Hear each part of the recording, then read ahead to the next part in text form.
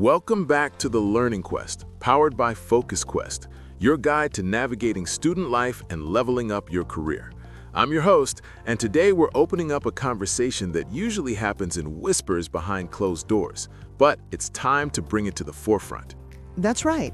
Every March, we see a lot of talk about leadership and progress, but there's a quieter struggle in academic spaces. Specifically, the feeling many women have that they can't just show up. They have to constantly prove they belong in the room. It's that invisible weight, isn't it? It's the feeling that you have to prove you're capable, that you're intelligent enough, and that you can handle the pressure. At FocusQuest, we believe education should feel like growth, not a high-stakes constant audition. It's fascinating how this pressure manifests in day-to-day student life. The article notes that it isn't always dramatic.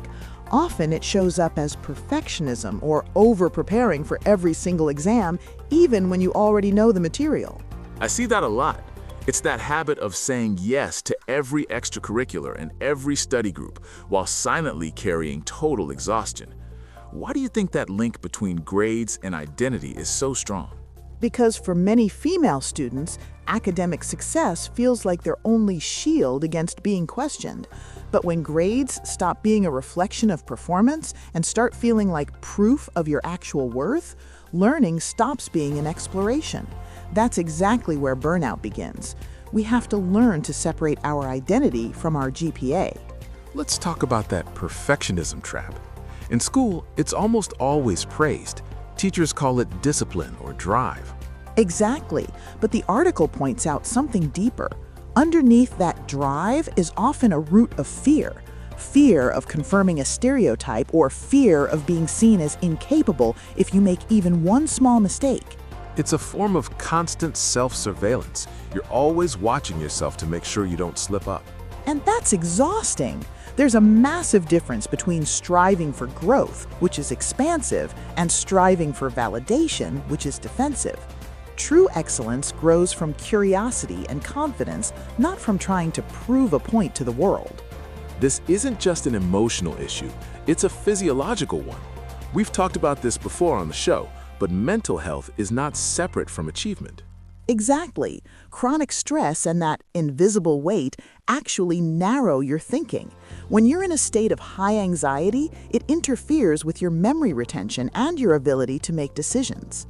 Yet so many women normalize this. They treat exhaustion as if it's a badge of honor or just a required price of ambition. But success shouldn't require silent burnout. Performance becomes sustainable only when it's built on support and psychological safety.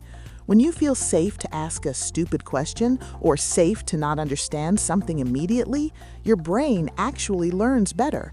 Confidence is cultivated through support, not just endurance. So if we're moving away from constant proof, what does a new version of academic success look like? It looks like setting boundaries. It means realizing that rest is actually a part of the study process, not a reward for finishing it. It means choosing collaboration over constant comparison. I love that shift. It doesn't mean lowering our standards, it actually raises them because you're aligning your goals with your well-being. You're working from a place of self-trust. The most important thing we want listeners to take away today is this. Belonging is not earned through perfection. You don't secure it through overperformance. You belong because you are there, period. When you internalize that belief, learning changes. It becomes expansive. It becomes about who you are becoming, not just what you are producing. If you're ready to drop that weight of constant proof, FocusQuest has the tools to help you build academic strength and mental clarity at the same time. Check out our resources to start your journey towards self-trust. Thanks for joining us for this conversation on the Learning Quest. If this episode resonated with you, please hit that subscribe button and share it with a friend who might need to hear this today. You can follow us and find more insights at FocusQuest on all platforms. And make sure to tune in for our next episode. You won't want to miss it.